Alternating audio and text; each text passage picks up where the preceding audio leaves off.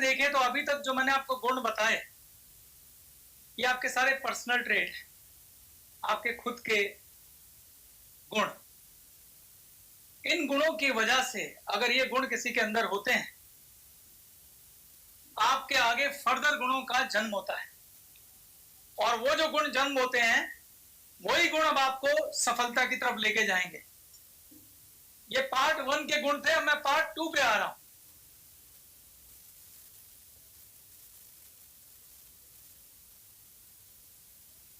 शिष्टाचारी होना, ईमानदार होना, इंटीग्रिटी वाला व्यक्ति होना, ये व्यक्ति जिसके अंदर ये सारे गुण होते हैं, जो दूसरों में खुशियां बांटता है, जिन लोगों में ये वाले गुण होते हैं,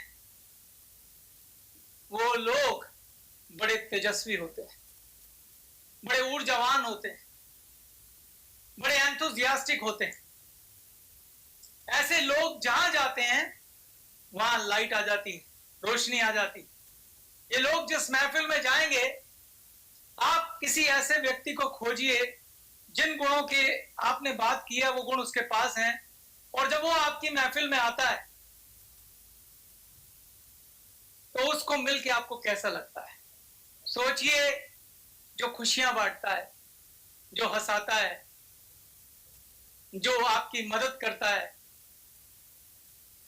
जो शिष्टाचार से पेश आता है, जो दूसरों को आदर देता है, जो आपकी बात को ध्यान से सुनता है। आजकल वो लोग नहीं मिलते जो हमारी बात सुने, लोग अपनी बात कह के मन हल्का कर लेते। जब ऐसा व्यक्ति अगर आप इमेजिन करें तो उस व्यक्ति में एक गुण अपने आप आएगा।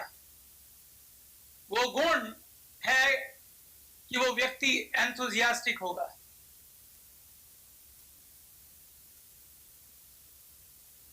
यानी कि वो व्यक्ति जोश से भरा होगा, उसमें एक पॉजिटिव एनर्जी होगी। कौन सी एनर्जी होगी? Positive energy. ये व्यक्ति के पास से पॉजिटिव ऊर्जा रिलीज होती रहेगी। ये बहुत बड़ा गुण है जो चाहिए, जो पुराने गुणों पर निर्भर करता है। इसलिए मैंने पहले उन गुणों का जिक्र किया। खाली पॉजिटिव एनर्जी नहीं होती, जब तक वो गुण नहीं है ये एनर्जी ठीक से आएगी नहीं। आएगी तो अधूरी आएगी, आएगी तो उसमें एक नेगेटिविटी मिक्स होगी, क्योंकि उस ऊर्जा का फायदा क्या जो आपको लोग रिस्पेक्ट ही ना दें। आप कितने भी ऊर्जावान बन के घूमें, लेकिन अगर लोगों के मन में आपके लिए रिस्पेक्ट नहीं है तो वो ऊर्जा उनके किसी काम की नहीं। लेकिन अगर आपका चरित्र ऊंचा है, अगर आप में अखंडता है, अगर आप में इंटीग्रिटी है, आप ईमानदार हैं, आप लोगों को इज्जत देते हैं, उनके साथ शिष्टाचार से पेश आते हैं, लोगों की बात सुनते हैं, छोटे से बच्चे से भी सीखने के लिए तैयार हैं, छोटे से बच्चे को भी आदर करते हैं, दूसरों को सम्मान देते हैं। जब ऐसा व्यक्ति पूरी ऊर्जा के साथ कहीं आता है, अगर उसमें एंथुसियाज्म होता है, जोश होता है, ऐसा व्यक्ति जब लोगों को हंसाता है, हंसता है, खुशियां बांटता है, जब ऐसा व्यक्ति दूसरों की मदद करता है, ऐसा व्यक्ति किसी भी महफिल में जाता है तो उस महफिल को रोशन कर देता है, उस महफिल में ऊर्जा भर देता है। ऐसे लोगों से पॉजिटिव एनर्जी रेडिएट होती है, ऐसे लोगों से पॉजिटिव ऊर्जा का संचार होता है। और मैं ऊर्जाओं के बारे में आपको एक बात कहना चाहता हूं दोस्तों, ऊर्जाएं कॉन्टेजियस होती हैं। जैसे छुआछूत की बीमारी होती है तो फैलती है ना छूने से, ऐसे ऊर्जाएं भी कॉन्टेजियस होती हैं, फैलती हैं। अगर आप किसी नकारात्मक ऊर्जा वाले वातावरण में चले जाएं, आप कितने भी खुश हो, आपकी सारी एनर्जी निचड़ जाएगी।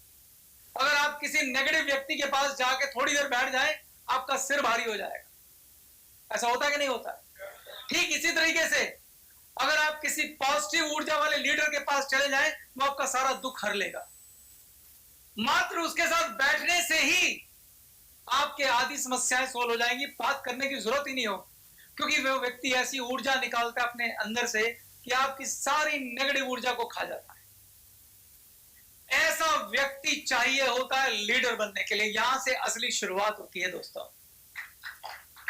यहां से असली शुरुआत होती है, यहां से लीडर के पहले गुण की बात आती है।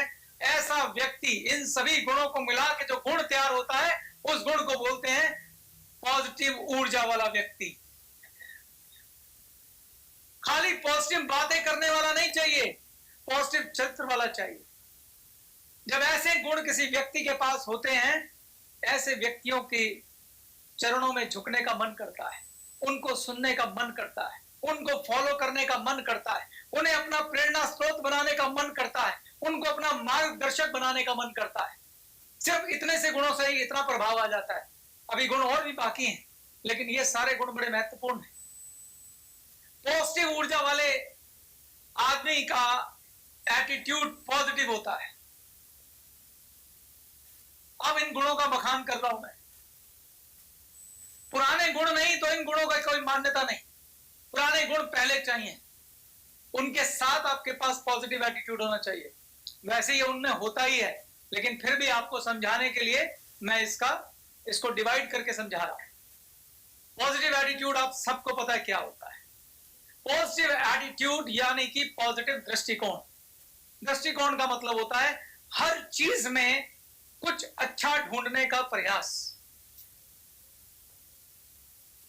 जब आपके आसपास, भगवान ने ना हम सबको अलग अलग गुण बख्शे हैं, दूसरों की गुणों की तारीफ करके भी वो गुण आप में आ सकते हैं।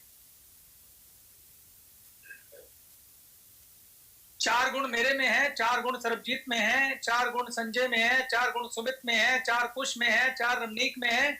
अगर हम एक दूसरे के गुणों की प्रशंसा करें, वो भी सच्चे मन से, तो वो गुण हमारे पास आ जाएंगे। ये एक रूल होता है।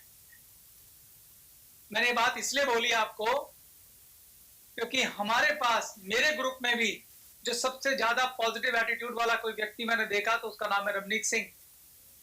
ये तो तारीफ कर रहा हूं इसलिए कर रहा हूं, आप जब खुले मन से किसी की तारीफ करते हैं तो एक्चुअली में आप ईश्वर से प्रार्थना कर रहे होते हैं कि हे भगवान ये गुण मुझे भी देना, हे भगवान ये गुण मुझे भी देना। मैंने आपको शुरू करने से पहले ही बोला कि मुझ में भी कुछ गुणों की कमी है, मैं भी दोषपूर्ण हूं, मगर मैं खुले मन से उसे स्वीकार करता हूं और उससे प्रार्थना करता हूं कि मेरे दोष ये छीन लेना, और उसके लिए कर्मठ भी हूं और कर्म करता रहूंगा और अपने जीवन में इन गुणों को पाने के लिए प्रयासरत रहूंगा। ये आप सबके सामने कह रहा हूं और आपको भी यही कहना चाहिए। तो पॉजिटिव एटीट्यूड के बारे में मुझे नहीं लगता कि आपको ज्यादा कुछ कहने की जरूरत है, क्योंकि पॉजिटिव एटीट्यूड पे हर कोई व्यक्ति खूब बात करता है। पॉजिटिव एटीट्यूड वाला व्यक्ति वो है जब वो सड़क पे चलता है तो ये नहीं कहता कि रेड लाइट आ गई। अक्सर हम बोलते हैं ना, यार वो 2 रेड लाइट पड़ेंगी, तीसरी रेड लाइट के बाद मेरा घर है। हम ये भी तो कह सकते हैं कि वो 2 ग्रीन लाइट आएंगी और तीसरी ग्रीन लाइट के बाद मेरा घर है। कह सकते हैं कि नहीं कह सकते? बोलिए ना यार। कितने लोग हैं जो रेड लाइट बोलते हैं, ग्रीन लाइट बोलते हैं? सब लोग रेड लाइट बोलते हैं क्योंकि दिखती रेड है। तो ये अगर हमारे अंदर है तो ये सूचक है कि हम नेगेटिव हैं। इस दृष्टिकोण को बदलने की आवश्यकता है। जब दोष ही दोष दिखाई दें, आप देखिए ना, स्कूल में एक टीचर का मैंने वीडियो देखा था, उसने एक टेबल लिखा 9 का। टेबल कहते हैं वो पहाड़ा हिंदी में।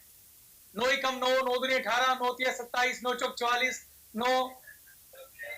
हाँ देखो, आपने भी वही किया। मैंने 3 सही बोले थे, वो नहीं देखा आपने, चौथे पे पकड़ लिया।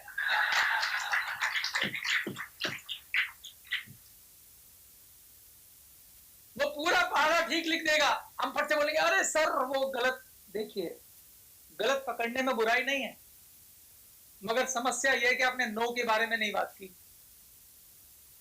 आप 9 के बारे में जो मेजोरिटी में ठीक है, 9 पहाड़े मैंने सही लिखे, जो मेजोरिटी में ठीक है, आप उसकी बात नहीं कर रहे हैं, जो गलत है उसकी कर रहे हैं। गलत की भी कीजिए, जरूरी है क्योंकि सीखने के लिए आवश्यक है, लेकिन 9 को नजरअंदाज मत कीजिए, क्योंकि वो हमारा एटीट्यूड दर्शाता है। अगर आपने एक पानी का ग्लास अगर आधा भरा हुआ है, तो वो कुछ लोगों के लिए आधा भरा हुआ है और कुछ लोगों के लिए आधा खाली है। ये भी एक नजरिया है। आप किसी घटना को कैसे देखते हैं वो तय करता है आपका पॉजिटिव एटीट्यूड। ये बड़ा पावरफुल शब्द है, बहुत ही पावरफुल कामयाबी के लिए। जिनको भगवान ने ये एटीट्यूड बख्शा है ना, वो जो हैप्पीनेस मैंने आपको बोली है ना, हैप्पीनेस, उनका 90% प्रॉब्लम तो सॉल्व हो जाता है, क्योंकि वो हर घटना में कुछ पॉजिटिव ढूंढ लेते हैं। क्योंकि पॉजिटिव होता है, वो ढूंढते नहीं है, वो है वहां पे लेकिन वो उसको ढूंढ लेते हैं। और हमारा नजरिया तय करता है कि वो है या नहीं है। हम खाली हिस्से को देखेंगे या भरे हिस्से को देखेंगे। एक गिलास में आधा पानी भरा हुआ है।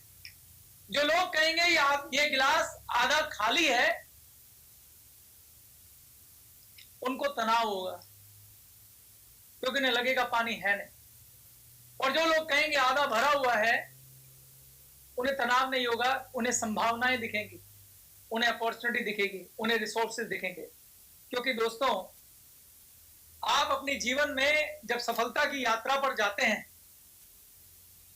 तो जो आपके हाथ में एग्जिस्टिंग रिसोर्स हैं, उसी को मल्टीप्लाई करने की कला अगर आपको आती है, तो ही आप कामयाब हो सकते हैं। अगर आपको रिसोर्स दिखाई नहीं देंगे तो आप मल्टीप्लाई कैसे करेंगे? अगर आपको दिखाई देगा नहीं कि आधा गिलास पानी बचा हुआ है, तो आपको समझ नहीं आएगा इसका इस्तेमाल कैसे करें।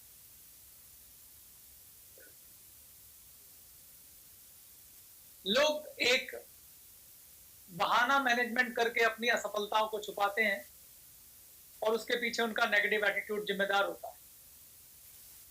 अगर किसी बच्चे के नंबर कम आए, अरे वो हमारे घर में लाइट नहीं आती ना, इसलिए मैं पढ़ नहीं पाता, इसलिए नंबर कम आ गए। लेकिन जो पॉजिटिव एटीट्यूड वाला व्यक्ति है, वो इसमें भी कुछ अच्छा ढूंढेगा। वो कहेगा हमारे घर में लाइट नहीं आती ना, और मैं मोमबत्ती जला के पढ़ता हूं, दुनिया का कोई बंदा मुझे काम करने के लिए नहीं बोलता, क्योंकि इस समय कुछ काम करने के लिए होता नहीं, मैं ढंग से पढ़ाई कर लेता हूं, इसलिए मैं फर्स्ट आता हूं। ये डिपेंड करता है आप ढूंढते क्या, बहाना या अवसर। जो लोग समस्याओं में अवसर ढूंढते हैं, वो लोग कामयाब हो जाते हैं। और आपको एक बड़ी मजेदार बात बोलता हूं, जहां सबसे ज्यादा समस्याएं हैं, वहीं पे सबसे ज्यादा अवसर है। क्योंकि अवसर की सही परिभाषा क्या है? समस्याओं का जो निदान करता है, वही अवसर है, वही अवसर है। अगर कहीं पे बहुत सारी समस्याएं और आप जाके उसका समाधान करते हैं, तो आप समझिए कि आपका सितारा बुलंद हो गया, आप चमक गए, आप कामयाब हो गए। तो जब समस्याएं होती हैं, वहां अवसर होते हैं। और अवसर को कौन पहचानता है? जिनका एटीट्यूड पॉजिटिव होता है।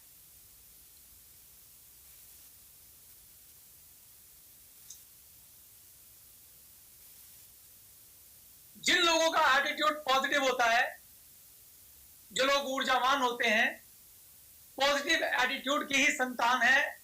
एक शब्द दे रहा हूं, एम्बिशियस। एम्बिशियस को हिंदी में बोलते हैं महत्वाकांक्षी। और एक शब्द होता है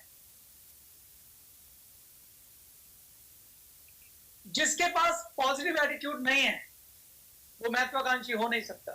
ये बात ध्यान रखिए।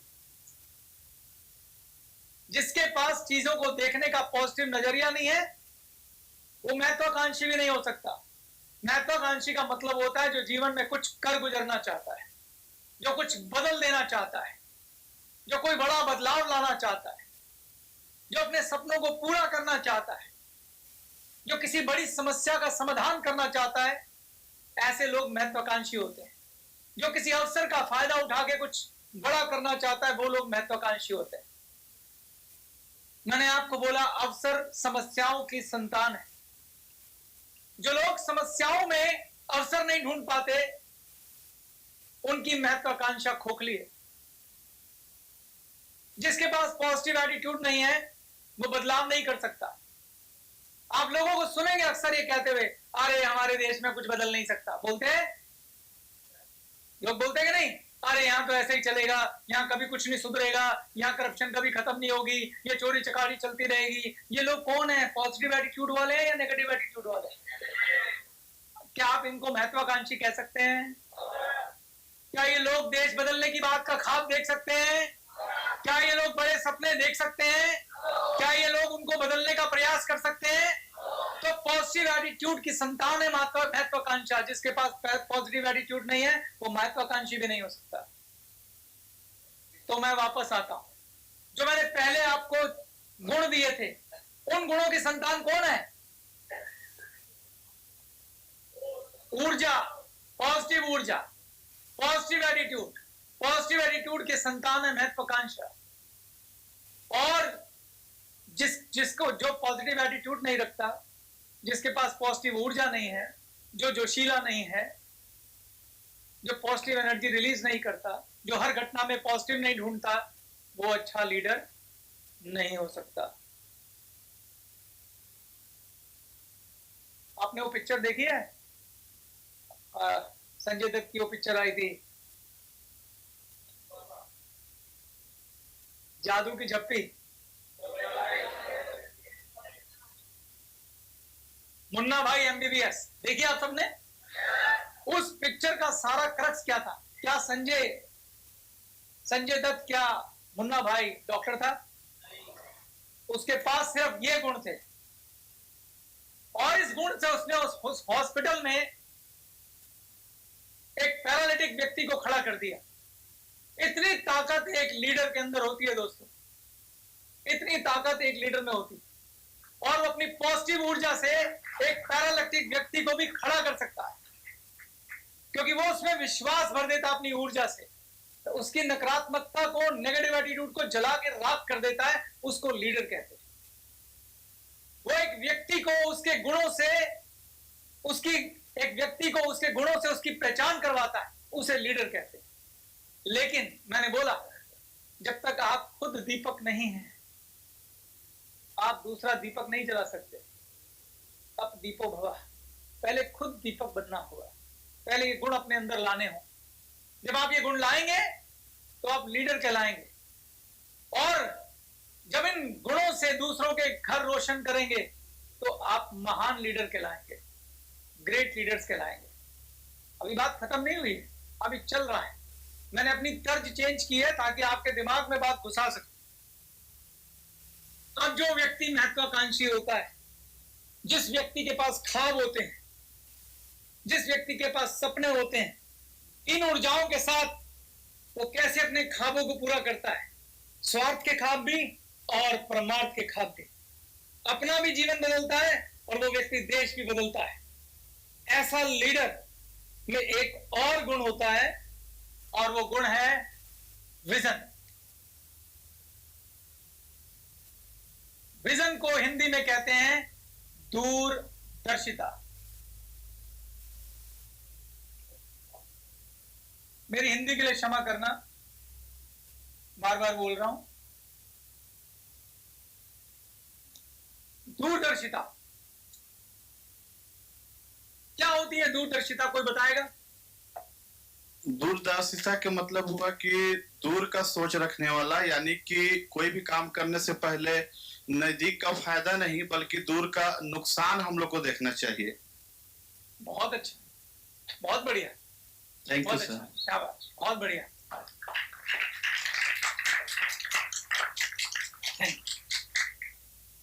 विजनरी व्यक्ति कौन होता है? एक होता है हम आंखों से देखते हैं, जो दिख रहा है वो दिख रहा है। विजनरी वो होता है जो बिटवीन द लाइन रीड करता है। विजनरी व्यक्ति वो होता है, जो आप लोगों ने भी जवाब दिया है, जो भविष्य में झांक सकता है। मैं आपको बधाई देता हूं, आप सब विजनरी हैं। पूछे क्यों? ग्लेज की अपॉर्चुनिटी आप जैसे बहुत सारे लोगों के पास आई थी, लेकिन आप विजनरी थे। आप देख पाए कि ये कंपनी मेरा भविष्य बदल सकती है, इसलिए आप विजनरी हैं।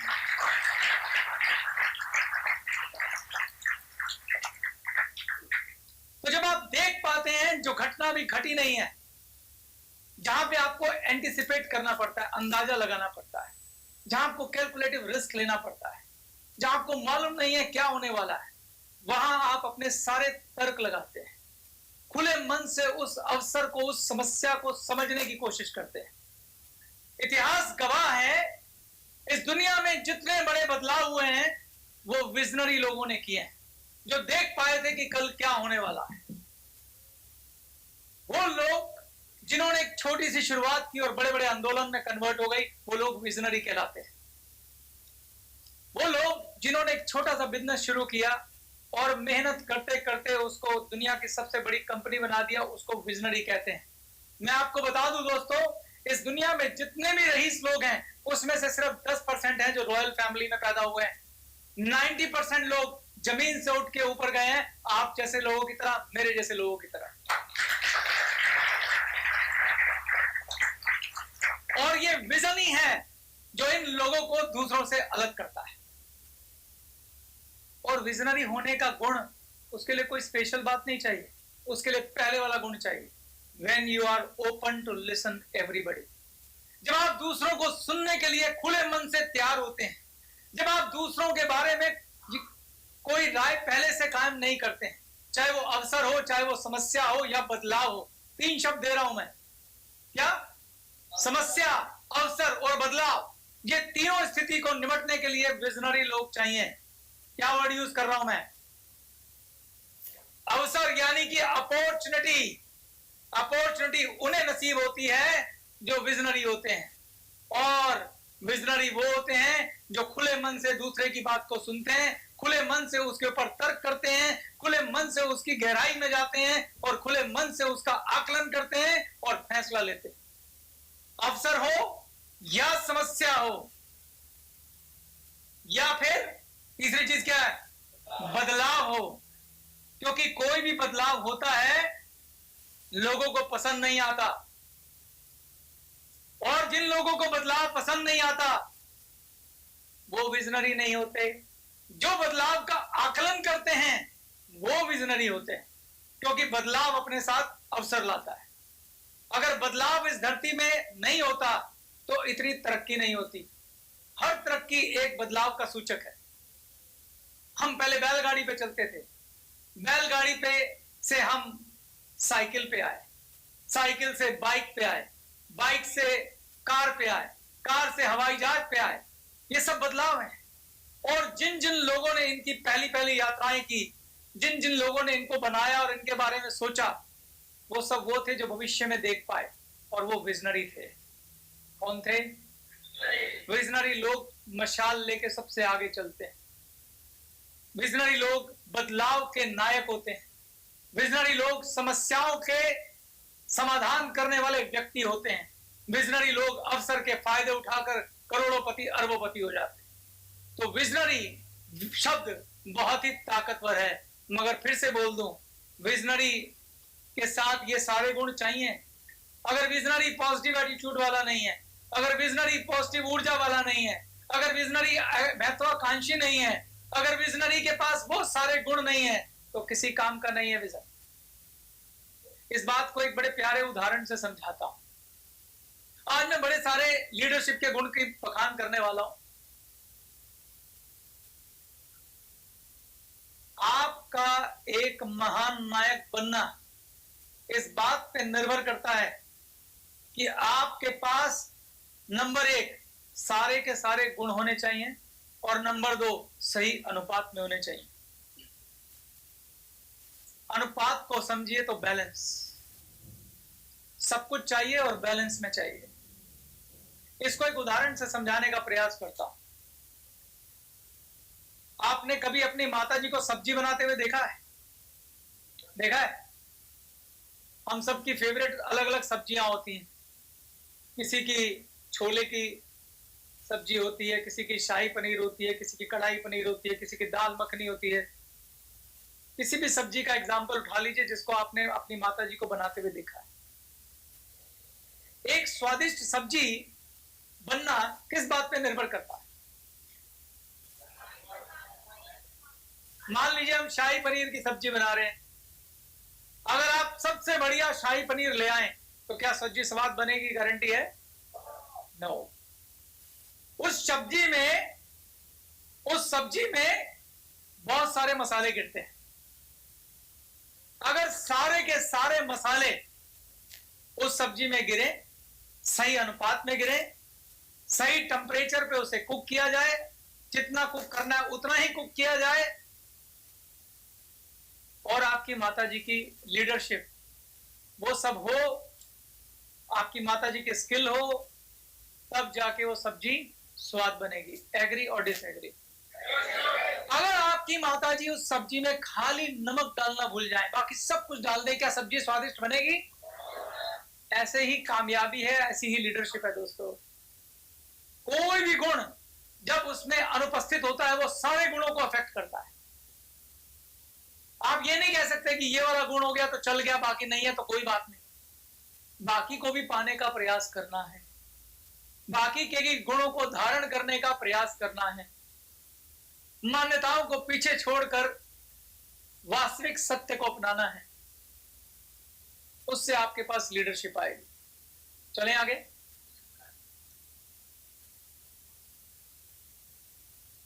हम पहुंच गए विजन तक।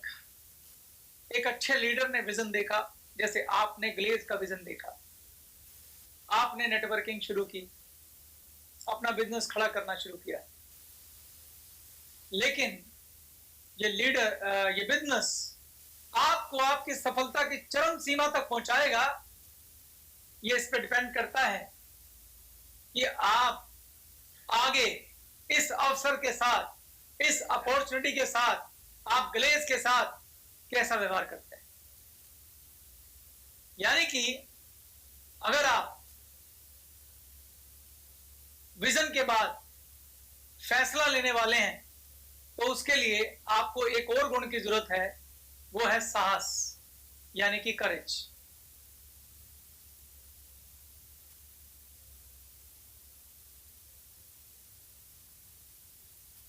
कुछ लोगों को समझ में आ जाता है ये अपॉर्चुनिटी बड़ी अच्छी है, ये अवसर बड़ा अच्छा है, इस समस्याओं में मैं कुछ कर सकता हूं।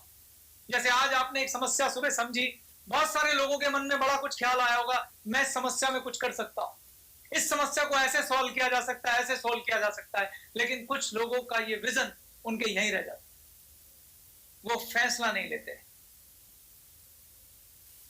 क्योंकि उस फैसले को लेने के लिए उनमें साहस नहीं होता है, क्योंकि उसकी कीमत चुकाने से वो लोग डरते हैं,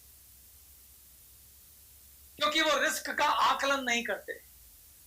जो लीडर है वो क्या करता है, उसमें साहस होता है, वो डिसीजन लेता है, वो डिसाइसिव होता है, उसमें फैसला लेने की ताकत होती है। लेकिन जब फैसला लेना है तो उसका क्या मतलब है, फैसला कैसे होता है? ऐसे नहीं कि बस फैसला ले लिया, उसमें रिस्क लेने की कैपेसिटी होती है। जब मैं रिस्क की बात करता हूं तो आपको समझना होगा कि रिस्क और गैम्बलिंग में फर्क होता है, रिस्क और जुआ में फर्क होता है। जुआ खेलना रिस्क नहीं है, जुआ खेलना बुरी आदत है जो होनी नहीं चाहिए। रिस्क बिजनेसमैन लेता है, रिस्क विजनरी लेता है, रिस्क लीडर लेता है, मगर वो रिस्क कैलकुलेटिव होता है। वो ऐसा नहीं होता कि आपको बर्बाद कर दे, वो एक कैलकुलेटिव रिस्क लेता है। उसके लिए वो उस अवसर का, उस समस्या का, उस बदलाव का तर्कपूर्ण आकलन करता है, पॉसिबल चीजों को समझता है, और उसके बाद वो बड़ी हिम्मत के साथ फैसला लेता है। और चूंकि वो लीडर है, सबके साथ डिस्कशन करता है, लेकिन उस फैसले की जिम्मेदारी लेता है कि मैं लेता हूं ये फैसला, मैं ये करूंगा। तो अगला गुण जो चाहिए वो साहस चाहिए। किस चीज का साहस? Courage to lead. क्या चाहिए? लीड करने का साहस चाहिए, उस फैसले की जिम्मेदारी लेने का साहस चाहिए।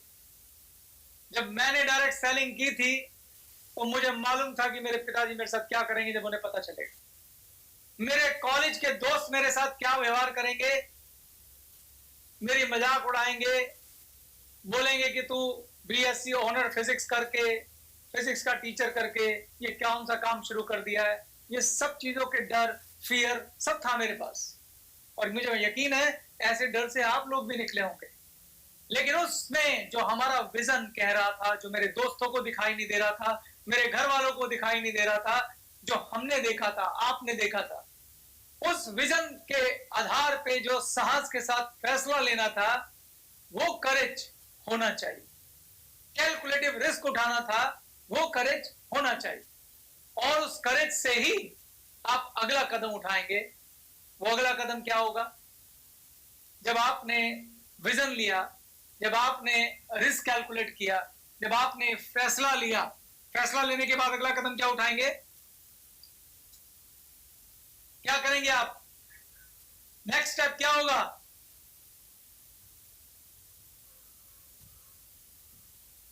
लक्ष्य। वक्त आ गया लक्ष्य बनाने का। जो अवसर आपने पहचाना है, आपने ग्लेस पहचाने।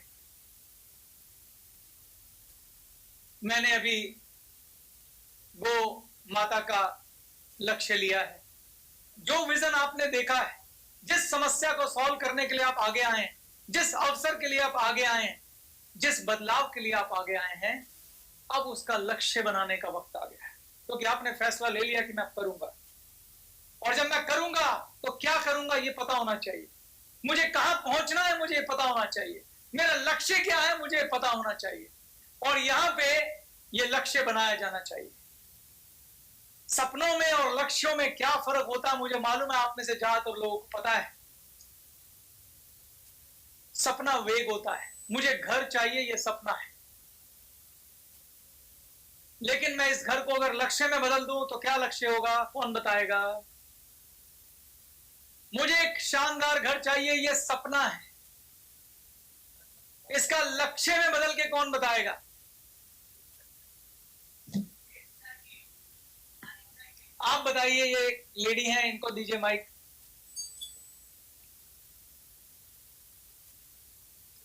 प्लानिंग लक्ष्य के बाद आएगी दोस्त, अभी लक्ष्य की बात हो रही है। आपका ख्वाब हो सकता है कि मुझे घर चाहिए, मैं वो ड्रीम है। इस ड्रीम को लक्ष्य में बदलें तो लक्ष्य के फॉर्म में अगर इस ड्रीम को बोले तो क्या होगा, ये उत्तर चाहिए मुझे। आप बताइए। सबसे पहले मुझे उस घर की अगर लक्ष्य है तो सबसे इम्पोर्टेंट है कि उसको मैं उस घर को कब बना रहा हूँ और कितने लाख का बना रहा हूँ, ये सबसे ज्यादा इम्पोर्टेंट है। और उस घर पे मैं कितने कमरे रखूंगा, कहाँ कहाँ पे कौन सा सिस्टम रखूंगा, वो मेरे ऊपर डिपेंड करता है। बहुत बढ़िया, इनके लिए क्लैपिंग कीजिए। आपने लक्ष्य का काफी हिस्सा बता दिया। गोल को आप ऐसे समझ सकते हैं कि गोल हमेशा स्मार्ट होता है।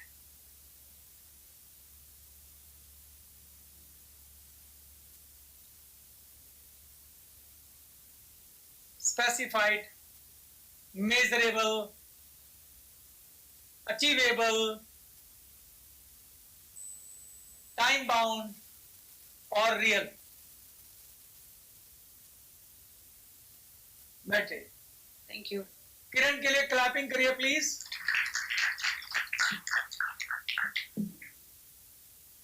गोल शुड बी स्पेसिफाइड। पहली बात तो गोल क्लियर होना चाहिए कि क्या है। जैसे आपने बोला गोल घर है, मगर घर कैसा? 2 बेडरूम, फ्लैट, कोठी, कहां चाहिए? दिल्ली में चाहिए, किस एरिया में चाहिए, उसको डिफाइन कीजिए कि ये मेरा घर होगा। उसकी आपके पास तस्वीर हो तो और भी अच्छा है। अगर आपने घर वो विजिट कर रखा हो, जैसे मैं बोलूं मुझे KG1 ब्लॉक में विकासपुरी में MIG फ्लैट चाहिए, ये स्पेसिफाइड घर हुआ। ठीक है? तो गोल कैसा होता है? आपने ख्वाब देखा घर होना चाहिए, मगर गोल रियल होता है, वास्तविक। ये रहा, इसकी तस्वीर बनाइए। और अगर अपने गोल के बारे में क्लियर है तो बेशक उसको देख के आइए। आज जेब में पैसे हैं, कोई बात नहीं, प्रॉपर्टी डीलर के साथ जाइए, उस घर को देख के आइए और उसका खाका अपने दिमाग में बिठाइए।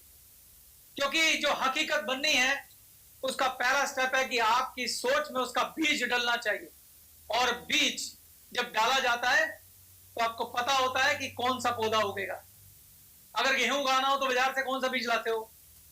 गेहूं का। मगर पता होता है ना गेहूं कैसा होता है। तो जौन सा घर ला रहे हो, आपके सबकॉन्शियस माइंड में उसका बीज जाना चाहिए, और वो बीज, सोच का बीज तब बनेगा जब आप उसे रियलिटी में, वास्तविकता में महसूस करें। आप उस घर की फोटो खींच के अपनी दीवार पे लगा दीजिए, यकीन करिए वो घर बन जाएगा। ठीक है, तो गोल स्पेसिफाइड हो गया। दूसरा, गोल मेजरेबल होना चाहिए। ये फ्लैट की कीमत क्या है? इस फ्लैट की कीमत है 75 लाख रुपए। जो गोल मेजर नहीं किया जा सकता वो वेग होता है, वो ड्रीम है, वो ख्वाब है। आप वहां जाके मार्केट में पता कीजिए और उसकी कीमत लिखिए कि आज 75 लाख का है। उसके बाद गोल टाइम बाउंड होता है। टाइम बाउंड मतलब मुझे कितने साल में ये घर चाहिए? 5 साल में चाहिए। 5 साल बाद इस घर की कीमत कितनी होगी? शायद 90 लाख होगी। तो मेजरेबल में आप 90 लाख लिखिए। गोल शुड बी अचीवेबल। अचीवेबल का मतलब ऐसे खाम मत देखिए जो अचीव नहीं हो सकते। पता लगा आपने बोला मेरा ख्वाब है मैं चांद पे घर बनाऊंगा, मत देखिए ख्वाब, अभी चांद पे प्लॉट कटने शुरू नहीं हुए। ठीक, मेरा ख्वाब है मैं 1 साल में 20 करोड़ की कोठी बनाऊंगा, प्रैक्टिकल नहीं है। जिस क्षेत्र पे आप काम करने जा रहे हैं, जो आपकी कर्म भूमि है, उसमें क्या पोटेंशियल है वो चेक कीजिए। और इसका सबसे सिंपल उदाहरण होता है कि वहां पर सबसे अधिकतम कमाई किसने की है? जो 75 लाख रुपए किसी व्यक्ति ने शॉर्टेस्ट टाइम में कितनी देर में कमाए हैं, सॉरी 90 लाख रुपए कितने वक्त में वहां पर किसी ने कमाए हैं और किसने कितनी देर में कमाए हैं, उससे आपको अंदाजा लगेगा कि 90 लाख रुपए कमाने के लिए कितना वक्त लगेगा। अगर वो वक्त 5 साल है तो 5 साल लिखिए और फिर अपनी समर्थ भी चेक करिए कि मैं उसके कंपैरिजन में क्या इतना दौड़ पाऊंगा पूरी ऊर्जा के साथ, क्योंकि हर एक की काम करने की समर्थ अलग अलग होती है। तो आप अपने हिसाब से एक प्रैक्टिकल गोल बनाएंगे। अब आपने गोल बना लिया, गोल समझ में आ गया सबको? क्लियर? इस गोल को आप जहां सोते हैं उसके सामने वाली दीवार पे लगाइए चित्रों के साथ। सुबह उठते ही दिखाई देना चाहिए ये मेरा गोल है, ये मैंने लक्ष्य बनाया है। और सबसे पहले अपने विजन और अपने लक्ष्य पे भरोसा करता है एक लीडर। सबसे पहले अपनी सोच पर, अपनी कैलकुलेशन पर विश्वास करता है लीडर, क्योंकि सबसे पहले अगर आप खुद को लीडर नहीं मानेंगे, लोग आपको लीडर नहीं मानेंगे।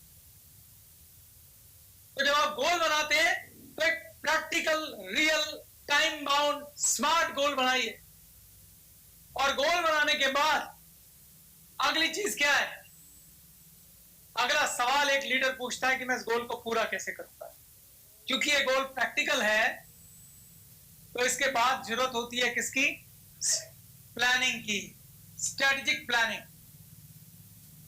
तो एक लीडर एक अच्छा प्लानर होता है, योजना बनाने वाला।